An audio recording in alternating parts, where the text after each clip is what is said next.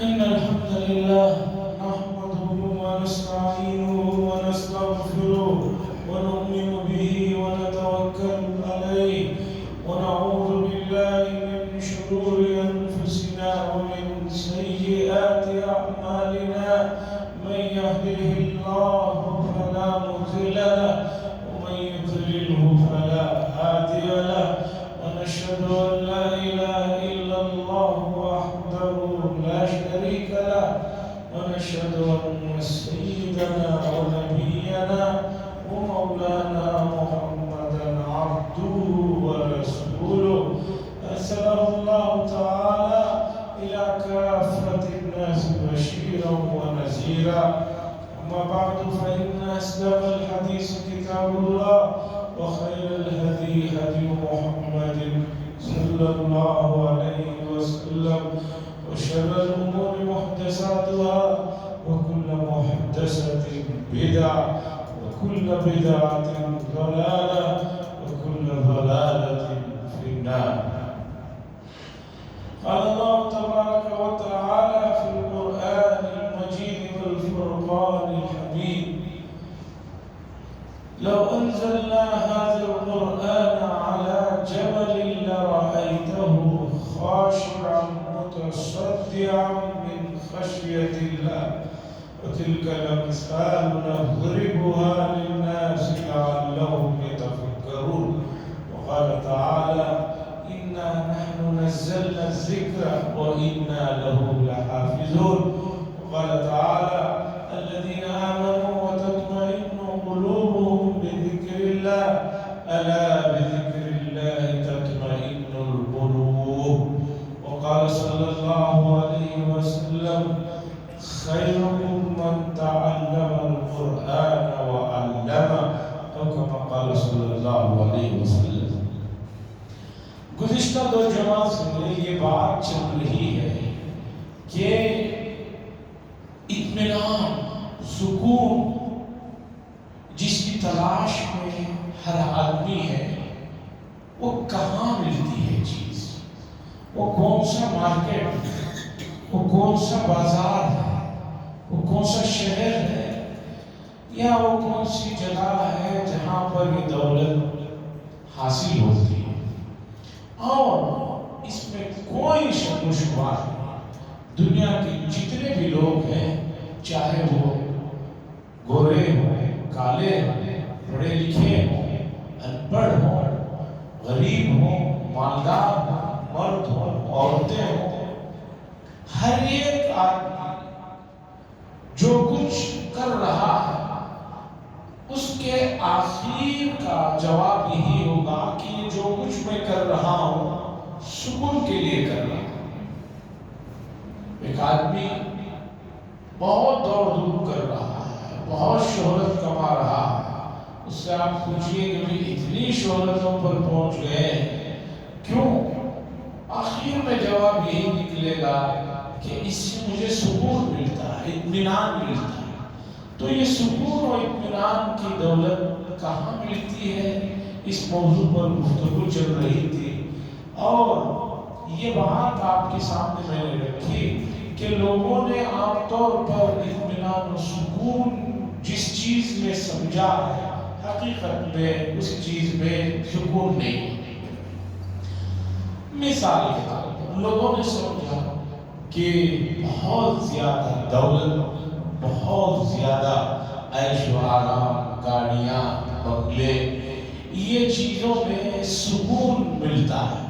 اگر ایسی بات ہوتی تو صرف لاش گزشتہ 10 سال کی تاریخ کو اٹھا کر دیکھیے کہ بہت بڑے بڑے بلینرز جن کے پاس ظاہری اعتبار سے کسی چیز کی کمی نہیں تھی، ان لوگوں نے خودکشیاں کی ہیں. اگر مال و دولت سے ہی سکون ملتا تو یہ لوگ کیوں خودکشی کرتے ہیں؟ دوسری بات، لوگ کہتے ہیں کہ اعلیٰ تعلیم، ڈگریاں، عہدے، یہ چیز میں سکون ملتا. اگر ایسی بات ہے تو میں نے بتایا، اور آپ بھی سرچ کیجئے، دنیا کے بہترین یا اعلیٰ درجے کے پاگل پاگل خانے آپ کو امریکہ میں ملیں گے، اور ان پاگل خانوں میں بڑی تعداد آپ کو ایسی ملے گی جو بڑے بڑے ڈگری ہولڈرز ہیں۔ تو پتہ چلا اتنی اعلیٰ تعلیم ہونے کے بعد بھی ایک آدمی یہاں تک پہنچ کر پھر پاگل ہو گیا ہے، تو کس چیز کے لیے پاگل ہوا؟ سکون کے لیے پاگل ہوا، تو اسے سکون اس میں نہیں ملا تو وہ پاگل خانے، اور پاگل خانوں میں تعداد بڑھتی جا رہی ہے، نفسیاتی مریضوں کی تعداد بڑھتی جا رہی ہے۔ علم النفس، سائیکالوجی جسے کہتے ہیں، ایسے لوگوں کی مانگ، یعنی ایسا علم رکھنے والوں کی مانگ بڑھ رہی ہے۔ کیوں بڑھ رہی ہے؟ ایسے مریضوں کی تعداد بڑھ رہی ہے۔ تو پتہ چلا کہ سکون اور اطمینان کو ہم لوگوں نے جس میں سمجھا ہے اس کے مقابلے میں دنیا میں ہمارے سامنے سب سے بڑی جماعت وہ ہے جماعت حضرات انبیاء علیہ السلام کی 1,24,000 حضرات انبیاء علیہ السلام۔ ظاہری طور پر اس میں سے 2-4 نبیوں کے علاوہ باقی انبیاء کے پاس ظاہری دولت، ظاہری مال کچھ نہیں تھا، اور لوگوں نے ان لوگوں کو بہت ستایا، بہت تکلیفیں دی، لیکن تاریخ میں یہ ایک واقعہ آپ ایسا نہیں بتا سکتے کہ حضرات انبیاء علیہ السلام نے نعوذ باللہ خودکشی کر لی ہو۔ بنی اسرائیل نے بعد انبیاء علیہ السلام کو آریوں سے درمیان میں چیر دیا، ناحق ان کا خون کیا، اور حدیث میں ہے اوذیت فی اللہ ما یوزی احد، اللہ کے نبی فرماتے ہیں مجھے اتنی تکلیف دی گئی کہ اس سے پہلے کسی کو اتنی تکلیف نہیں دی گئی۔ اور حدیث میں رسول اللہ صلی اللہ علیہ وسلم نے فرمایا مجھے اللہ کے راستے میں اتنا ڈرایا گیا جتنا اس سے پہلے کسی انسان کو نہیں ڈرایا گیا۔ اتنے سارے مرحلوں کے بعد آپ کو حضرات انبیاء کی زندگیوں میں کسی ایک نبی کے متعلق ایسا نہیں ملے گا کہ انہوں نے ایسا کوئی کام کیا، بلکہ انبیاء تو بہت بڑے لوگ ہیں، ان کے ماننے والوں میں حضرات صحابہ یعنی رسول اللہ صلی اللہ علیہ وسلم پر ایمان لانے والوں میں سے دیکھیے کہ ان حضرات کو بعضوں کو سولیوں پر لٹکا دیا گیا، اور وہاں بھی کھڑے ہو کر انہوں نے یہی کہا فزت رب الکعبہ، رب کعبہ کی قسم ہم تو کامیاب ہو گئے۔ تو سکون اور اطمینان کی دولت صرف اور صرف حضرات انبیاء علیہ السلام کی لائی ہوئی تعلیمات اور ان کے طور طریقوں میں ہے۔ اب مختصر اور خلاصے کے طور پر میں انبیاء کے سردار آقا مدنی سرکار دو عالم حضرت محمد رسول اللہ صلی اللہ علیہ وسلم کی شریعت جو انسانوں کے بھلائی اور سکون ہی سکون کے لیے نازل کی گئی ہے، اس سے آپ حضرات کے سامنے سکون کے نسخوں کو رکھتا ہوں۔ دیکھیے حضور صلی اللہ علیہ وسلم سے پہلے جتنے انبیاء گزرے ہیں ان انبیاء کی تعلیمات بھی برحق تھی، صحیح تھی، لیکن مسئلہ یہ ہے کہ ان انبیاء علیہ السلام کی تعلیمات محفوظ نہیں ہیں۔ آپ کہیں گے کہ بھی وہ بھی انبیاء جب صحیح تھے تو ان کی تعلیمات پر کوئی عمل کرے تو کیا ہے؟ اس کا جواب یہ ہے کہ سب سے پہلی بات رسول اللہ صلی اللہ علیہ وسلم سے پہلے مبعوث ہونے والے انبیاء علیہ السلام کی تعلیمات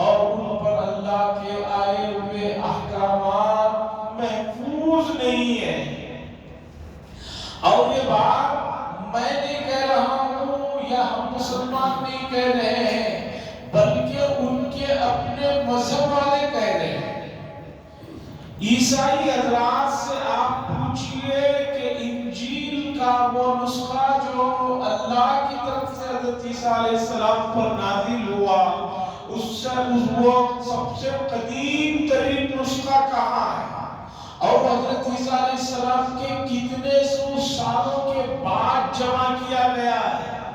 اور دوسری بات یہ بتاؤ کہ عیسیٰ علیہ السلام پر جو انجیل نازل ہوئی وہ اصل کس زبان میں نازل ہوئی؟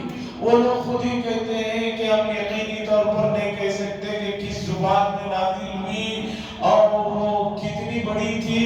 یہ جو کچھ بھی ہمارے پاس نسخے ہیں یہ بعد کے لوگوں نے جو ہے ہمیں دیا ہے، اور دینے والوں میں ایک آدمی ہے پولس نامی، یہ اصلاً یہودی تھا، یہ عیسائی مذہب کو اختیار کر کے اس نے پوری عیسائیت کو تباہ و برباد کر کے،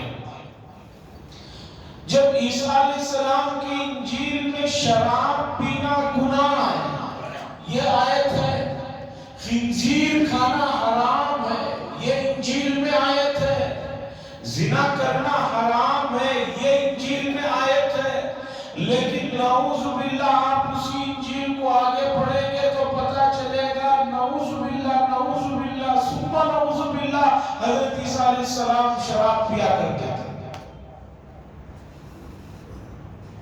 ہمارا عقیدہ نہیں ہے، انجیل میں آیت یہ بھی یہی کہہ رہے کہ شراب حرام ہے، لیکن یہی آگے چل کر حضرت عیسیٰ علیہ السلام کے واقعات میں لکھتے ہیں کہ فلاں جگہ حضرت عیسیٰ علیہ السلام شراب پی کر مست ہو گئے تھے، پھر لوگ آ کر ان کو پکڑ کر لے گئے، سولی پر چڑھا۔ جو لوگ اپنے نبی کے بارے میں ایسی بات کر رہے ہیں کہ خود ان کے نبی پر نازل کردہ آیت پر وہ خود عمل نہیں کر رہے ہیں، تو بتائیے کہ وہ انجیل کتنی معتبر ہوگی۔ خنزیر شرعی اعتبار سے حرام ہے، دنیاوی اعتبار سے بھی آپ ریسرچ کریں گے کہ اس کے اندر کتنی خرابیاں ہیں، کتنے نقصانات ہیں، تو آپ کو ایک لمبی فہرست ملے گی۔ اور آج دنیا میں سب سے زیادہ اس کے گوشت کو کھانے والے یہی حضرات ہیں، یہی لوگ۔ تو میں یہ بتانا چاہتا ہوں کہ انجیل حضرت عیسیٰ علیہ السلام پر جو نازل ہوئی ہے اس کا کوئی نسخہ معتبر ان لوگوں کے پاس اب تک نہیں ہے، تو ہم کیسے کہہ سکتے ہیں کہ عیسائیوں کی تعلیمات سے شرک کو مٹانے کے لیے ہر نبی کو بھیجا جاتا ہے، اور آج یہ لوگ شرک میں مبتلا ہے۔ مریم اور حضرت عیسیٰ علیہ السلام کی جو ہے مورتیاں اور مجسمے بنا کر پوجا کر رہے ہیں، اور یہ کہہ رہے ہیں کہ وہ شرک کو مٹانے آئے تھے، تو خود تم لوگ جو ہے شرک میں مبتلا۔ اس کے بعد حضرت موسیٰ علیہ السلام، ان کے اوپر توریت جو نازل ہوئی وہ کہاں ہے، کس زبان میں ہے، کوئی یہودی آپ کو نہیں بتا سکتا۔ تو بہرحال انبیاء کی تعلیمات میں اس وقت سب سے معتبر، مضبوط، صحیح تعلیمات اللہ کی جو ہے وہ رسول اللہ صلی اللہ علیہ وسلم کی شریعت ہے، قرآن ہے اور احادیث۔ اور اگر تھوڑی دیر کے لیے آپ یہ کہتے ہیں کہ عیسائی اور یہودیوں کے پاس بھی ان کی آسمانی کتابیں محفوظ ہیں، تب بھی ہم آپ کو یہ کہیں گے کہ قرآن مجید اور شریعت مصطفی صلی اللہ علیہ وسلم بالکل آخری اور لیٹسٹ ورژن ہے، اس کے ہوتے ہوئے اس پر عمل کرنے کی ضرورت نہیں۔ اب آئیے سکون کے لیے قرآن اور حدیث نے کیا نسخہ بتایا۔ سب سے پہلا نسخہ قرآن و حدیث نے بتایا کہ لوگوں یہ اللہ کی عبادت کرو اور یہ کو منانے کی کوشش کرو، تم کامیاب ہو جاؤ گے۔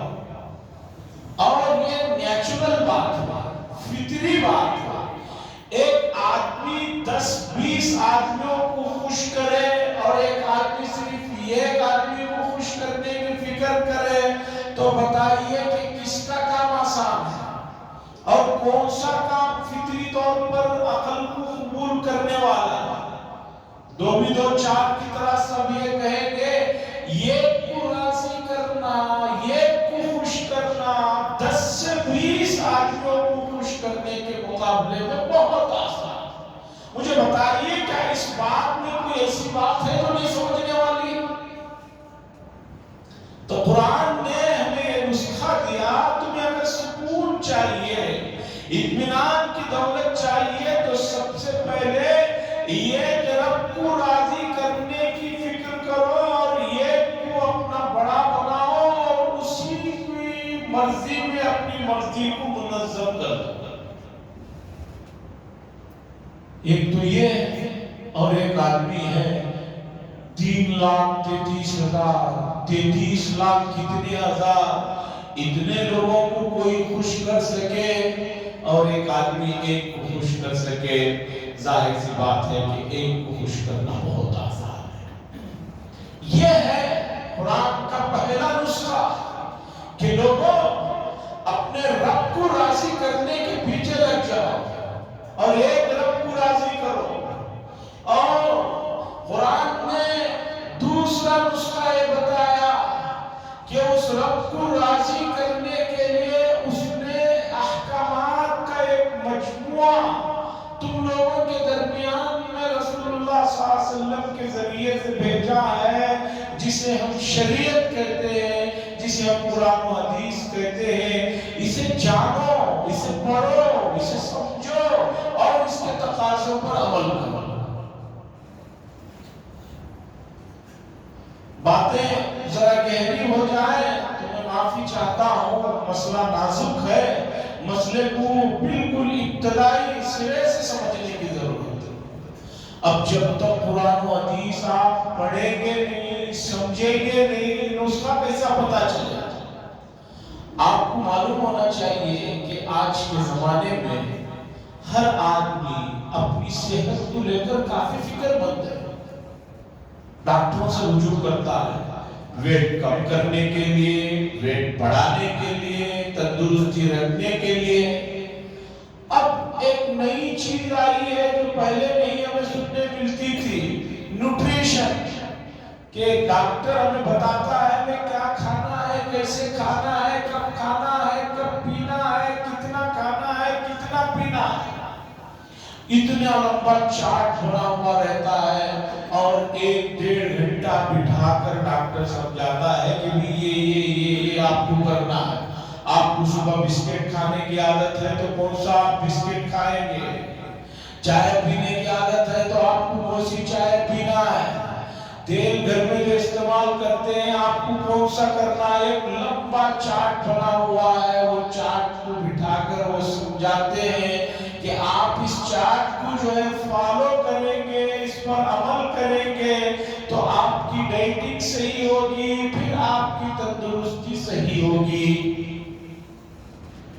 ایک جسم کے لیے جو فنا ہونے والا ہے، جو ختم ہونے والا ہے، جو کبھی ایک حالت میں رہنے والا نہیں ہے، اس کے لیے نیوٹریشن کی ضرورت ہے، اس کے لیے فالو کرنے کے لیے اتنے کاغذات کو پڑھنا سمجھنا ضروری ہے۔ تو مجھے ذرا بتائیے کہ جسم سے زیادہ انسان کو اندر جو چیز خوشی اور غم کو محسوس کرتی ہے وہ روح ہے، جسم تو کچھ بھی نہیں ہے۔ اس لیے کہ روح نکال لیجیے، پھر اس جسم کو آپ جلائیے، ماریے، کاٹیے، کچھ آواز نہیں، تو اصل تو تعلق روح سے جڑا ہوا ہے۔ تو اس روح کی تندرستی، اس کی خوشی اور اس کی راحت کے لیے کیا چاہیے، اس کی کسی کو فکر ہی نہیں ہے، اسے جاننے کے لیے کوئی تیار نہیں ہے۔ اسے جانیے اور اسے جانیں گے آپ قرآن و حدیث کو پڑھنے سے، سمجھنے سے اور اس کی تعلیمات پر عمل کرنے سے۔ لوگ کہتے ہیں کہ شریعت کیا ہے؟ آسان الفاظوں میں آج سمجھاتا ہوں کہ شریعت کیا ہے، پوری شریعت کیا ہے، آسان الفاظ میں سمجھاتا ہوں۔ امام غزالی رحمۃ اللہ علیہ ایک بڑے مصلح اور بڑے آدمی گزرے ہیں جو کئی میدانوں میں جنہوں نے بہت کام کیا۔ خاص طور پر سائیکالوجی جسے کہا جاتا ہے، علم النفس جسے کہا جاتا ہے، اس پر سب سے پہلے کام کرنے والی یہی شخصیت ہے۔ باقی 200-250 سال پہلے رشیا کے، امریکن بڑے بڑے ڈاکٹروں کے جو نام لیے جاتے ہیں اس فیلڈ میں کام کرنے والوں کی، انہوں نے سب کچھ ان شخصیت امام غزالی رحمۃ اللہ علیہ تھے 500-600 سال پہلے ان کی کتابوں سے لیا ہے، اسے اپنی زبان میں ٹرانسلیٹ کیا ہے، ورنہ اس فن کے موجود یہی ہے۔ امام غزالی رحمۃ اللہ علیہ پڑھ رہے تھے بغداد میں ایک بہت بڑا مدرسہ، یا موجودہ الفاظ میں سمجھنے کے لیے کہیے کہ بہت بڑی یونیورسٹی، دنیا بھر سے لوگ بغداد میں پڑھنے کے لیے آتے تھے۔ اس وقت علم کا وہ گہوارہ تھا، علم کا شہر تھا، ہر قسم کے لوگ دور دراز سے وہاں پر آتے تھے بغداد۔ تو امام غزالی رحمۃ اللہ علیہ پڑھ رہے تھے، ابھی بچے تھے، نوجوانی سے پہلے کی عمر تھی، اور اس پوری یونیورسٹی یا اس جامعہ، اس مدرسے کو جو حکومت تھی، وہ حکومت اس کا پورا انتظام اور اس کا خرچ وہ اکیلے کرتی تھی۔ اس زمانے کی بات ہے کہ ایک روز امیر المومنین بادشاہ، انہوں نے کہا کہ چلو جامعہ نظامیہ بغداد کا سب سے بڑا علمی گہوارہ ہے، اور سالانہ جو اتنے لاکھ درہم و دینار خرچ کر رہے ہیں، ذرا اس کا سروے کر کے آئے کہ بھی یہاں کیا ہو رہا ہے، کیا پڑھائی ہو رہی ہے۔ تو بادشاہ اپنے وزیر کے ساتھ بغداد کی اس یونیورسٹی میں آئے، آ کر جتنے لوگ پڑھ رہے تھے، کبھی کہیں اس کلاس میں، کہیں اس درسگاہ میں گئے، اور کھڑا کر کے بچوں کو پوچھا کہ آپ کیوں پڑھ رہے ہیں؟ کسی نے کہا ماں باپ نے کہا اس لیے پڑھ رہا ہوں۔ آگے گئے، کسی سے پوچھا بھائی کیوں پڑھ رہے ہیں؟ انہوں نے کہا کہ میں اس لیے پڑھ رہا ہوں کہ کھانے پینے کو یہاں بہت اچھا ملتا ہے، اس لیے یہاں رہتا ہوں، کھانا پینا مل جاتا ہے، زبانیں پڑھ بھی لیتا ہوں۔ ہر ایک ہی جواب دیتا رہا۔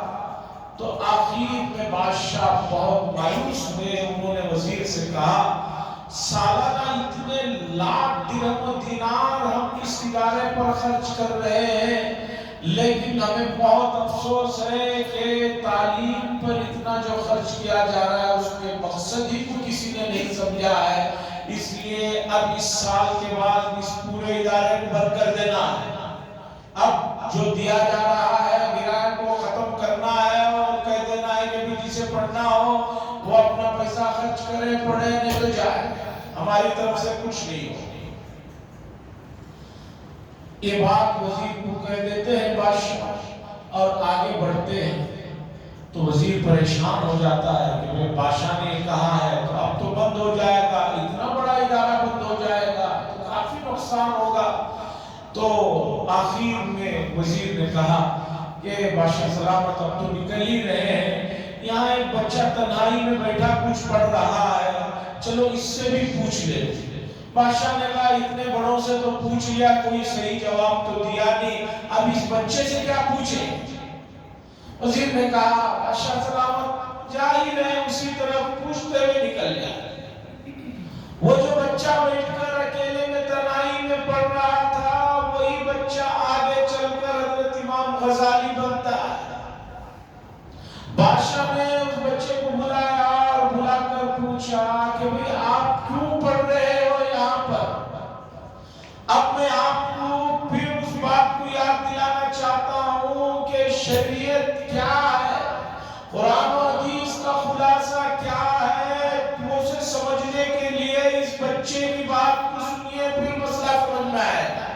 بادشاہ وزیر نے اس بچے کو بلایا اور بلا کر کہا کہ بیٹا تم یہاں پڑھتے ہو؟ جی یہاں پڑھتا ہوں۔ کیوں پڑھتے ہو؟ تو اس بچے نے جو جواب دیا اس جواب کو سمجھیے، پھر شریعت کیا ہے، قرآن و حدیث کیا ہے، اس کا خلاصہ آپ کو سمجھ میں آ جائے گا۔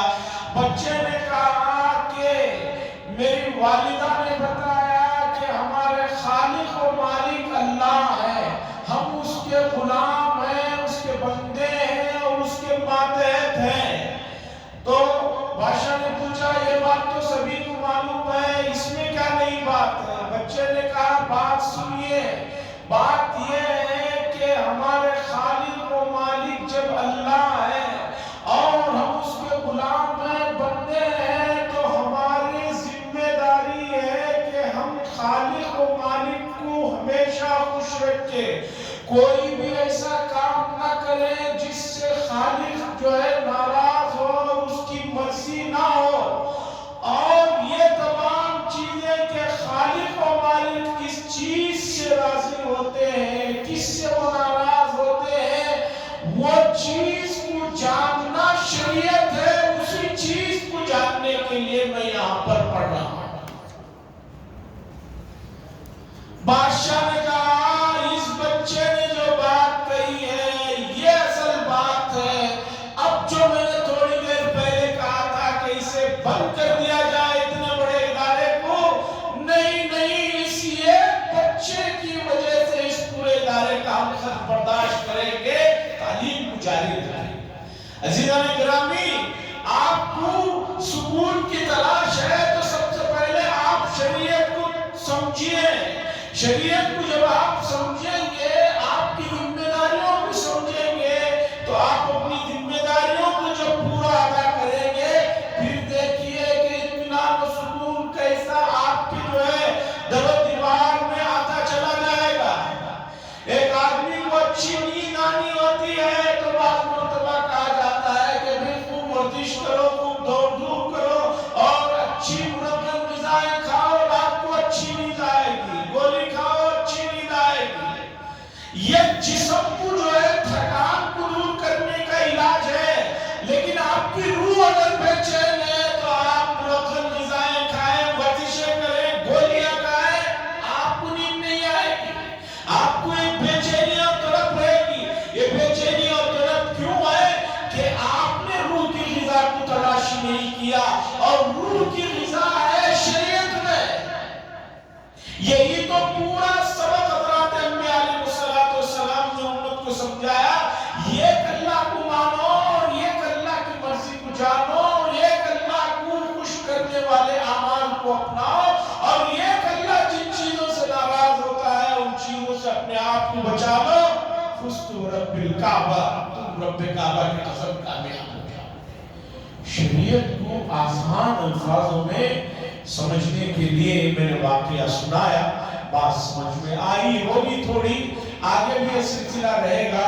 میں ایک اور چیز کی طرف توجہ دلانا چاہتا ہوں، وہ یہ ہے کہ پوری شریعت کا خلاصہ اور لب لباب قرآن مجید ہے، اور قرآن مجید سے جڑ جانا، اس کے پڑھنے کو، اس کے پڑھانے کو، اس کی نشر و اشاعت میں لگے رہنا، یہ اللہ کو بہت زیادہ پسندیدہ عمل ہے۔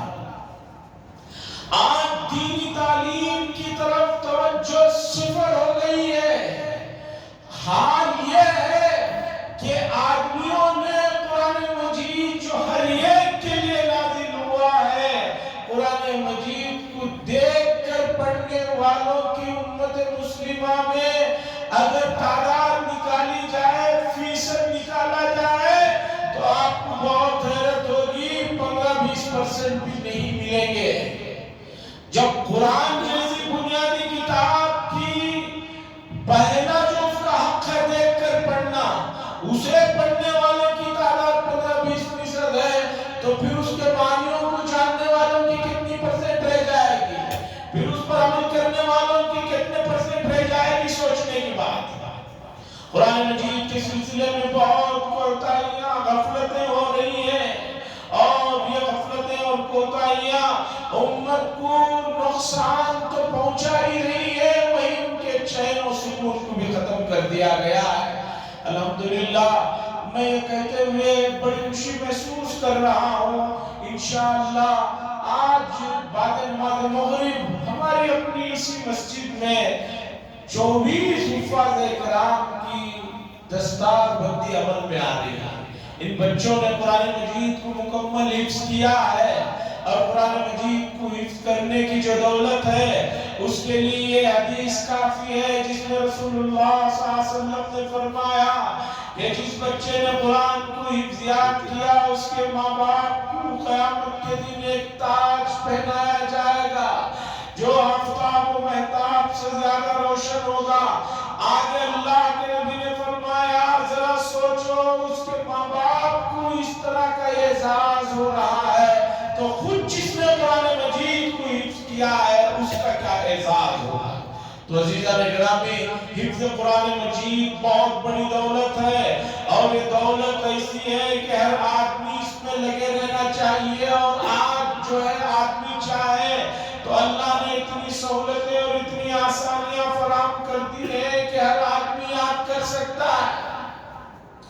1992 میں رشیا کے ٹکڑے ہونے کے بعد 100 سال سے زیادہ عرصہ کمیونزم کا جب گزرا ہے، اس زمانے میں بھی اس کے بعد جب وہاں آزادی ملی ہے تو لوگ گئے تو یہ سوچا کہ بھئی یہاں وفاد کرام نہیں ہوں گے، لیکن ویسے ماحول میں بھی جنگلوں میں کہاں جا کر چھپ کر بیٹھ کر حفظ کرنے والوں کی اتنی بڑی تعداد نکلی کہ آپ سنیں گے تو حیران ہو جائیں۔ عزیزان گرامی، یہ میں اس لیے سنا رہا ہوں کہ قرآن مجید کی طرف آپ پوری توجہ دینی ہے اور آپ صرف اپنے بچوں کو یا محلے میں پڑھنے والے بچوں کو کچھ امداد اور تعاون کر کے سمجھتے ہیں کہ میرا کام ہو گیا ہے تو آپ خام خیالی میں ہیں، بھول ہے آپ کی۔ آپ کو بھی قرآن یاد کرنا ہے اور آپ کو بھی زیادہ سے زیادہ قرآن مجید کا حصہ آپ کے سینے میں محفوظ کرنا ہے اور اس سلسلے کو اور آگے بڑھانا ہے۔ یہ تمام چیزیں جو ہے شوق سے متعلق ہیں، ذوق سے متعلق ہیں، محبت کا معاملہ ہے اور یہ محبت اور یہ ذوق اور یہ شوق جو ہے انشاءاللہ العزیز آج کی آج آپ بعد نماز مغرب مجلس میں شرکت کریں گے تو شہر کے بہت ہی معزز محترم علماء کرام آ رہے ہیں، وہ ان ہونے والے طلبہ کا جو اعزاز کریں گے، ان کا جو اکرام ہو رہا ہے اسے دیکھ کر آپ کے دلوں میں جذبے امنڈیں گے اور ہم چاہتے ہیں کہ یہ جذبہ ٹھنڈا ہونے نہ پائے، یہ چنگاری جو ہے بجھنے نہ پائے، یہ چنگاری جو ہے قرآن سے محبت اور تعلق کا جو معاملہ ہے یہ کبھی ٹھنڈا ہونے نہ پائے۔ یہی ایک مومن کے لیے سرمایہ افتخار ہے۔ مجھے امید ہے اس مسئلے کو اور اچھی طرح سمجھنے کے لیے آج شام کی مجلس میں بھی شرکت فرمائے۔ باقی شریعت کا جو خلاصہ تھا اسے میں نے مختصر لفظوں میں سمجھایا اور اطمینان و سکون کی دولت کو حاصل کرنے کے لیے جو نسخے قرآن و حدیث نے ہمیں پیش کیے ہیں اگلی مجلس میں رکھا جاؤں گا۔ انشاءاللہ امید ہے آپ اس مسئلے کو سمجھیں گے۔ اللہ سے دعا فرمائے اللہ تبارک و تعالیٰ اس کے کلام سے بے انتہا محبت نصیب فرمائے، اس سے جڑے رہنے کی، اسے پھیلانے کی، اس میں حصے دار بننے کی ہم سب کو توفیق نصیب فرمائے۔ وآخر دعوانا الحمدللہ رب العالمین۔